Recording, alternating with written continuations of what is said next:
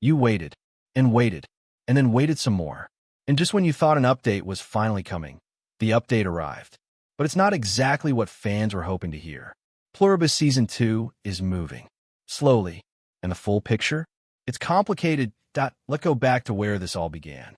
Season 1 of Pluribus landed and did something rare. It didn't just entertain, it unsettled people. In the best way possible. The show built a world that felt familiar on the surface. Small community. Tight relationships. People just trying to survive. But underneath all of that, something deeply wrong. Something spreading. Something that didn't announce itself. It just grew. By the time the finale hit, viewers weren't just shocked. They were rattled. The cliffhanger didn't wrap anything up neatly. It blew the doors wide open. Questions piled on questions. Characters were left in situations that felt genuinely dangerous.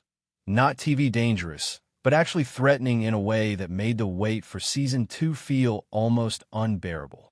And the fanbase? They showed up. Word of mouth spread. Discussions exploded online. Pluribus became exactly the kind of quiet, creeping hit that streaming platforms dream about. Which makes the wait for Season 2 all the more painful. Here's the update everybody's been refreshing their feeds for. Production on Pluribus Season 2 is expected to begin in fall. That's the news. That's what we've got. And look, on the surface, it sounds like progress. It sounds like momentum. It sounds like the machine is finally moving again. But here's the problem. Fall production start doesn't mean fall release. Not even close.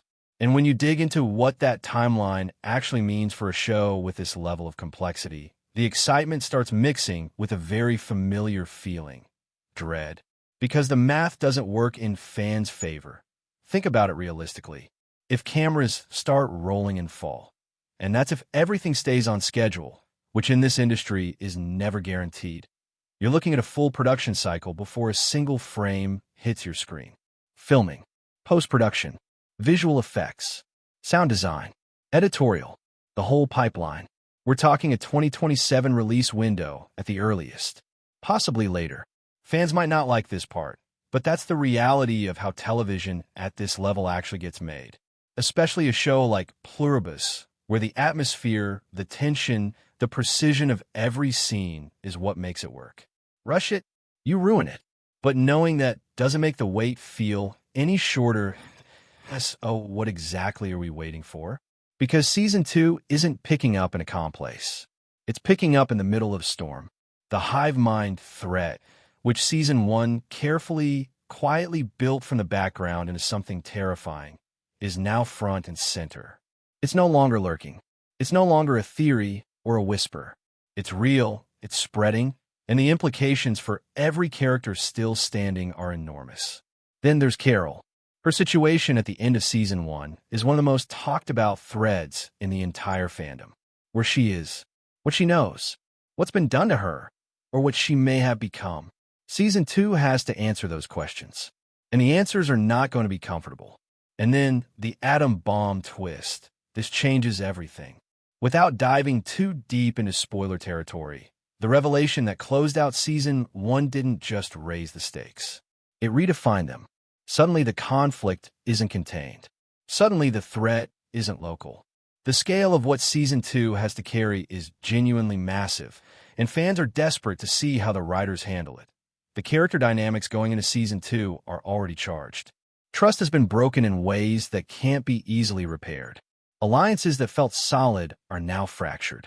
Characters who are on the same side are going to have to reckon with choices that put them on very different paths. And the central conflict between survival instinct and moral line is only going to get harder to navigate. Who do you trust when the enemy might already be inside the people around you? How do you fight something that doesn't fight back the way you expect? These are the questions Season 2 has to wrestle with. And if the writers handle it with the same restraint and intelligence they showed in Season 1, it could be extraordinary. Here's where the fan base is right now, split right down the middle. On one side, genuine excitement. The fall production news means it's real. It's happening. The story is continuing. After the silence, after the uncertainty, that alone feels like a win. On the other side, exhaustion. Fans have been patient. They've theorized, rewatched, dissected every frame of Season 1 looking for clues. They've held on through the silence. And now they're being told, hold on a little longer. Maybe until 2027. Maybe beyond. For a show that built its entire identity on tension and suspense. Making fans wait this long is almost too on brand. Season 1 was excellent, but not flawless. Some pacing in the middle episodes felt slightly uneven. Moments that deserved more space got compressed, while certain scenes lingered longer than necessary. Season 2 has the benefit of a proven concept and, hopefully, more creative freedom. A bigger canvas, more confidence. If the writers tighten the pacing, deepen the secondary characters, and stick the landing on those massive story threads they left dangling, Pluribus Season 2 doesn't just meet expectations. It exceeds them. Oh, here's where we stand. Fall production. Probable 2027 release. A story with stakes higher than anything Season 1 attempted. And a fan base that's been waiting long enough to feel every single day of it. The wait is real. The frustration is valid. But so is the excitement. Because when Pluribus Season 2 finally arrives, and it will arrive, it's going to have a lot to answer for. And something tells me it's ready.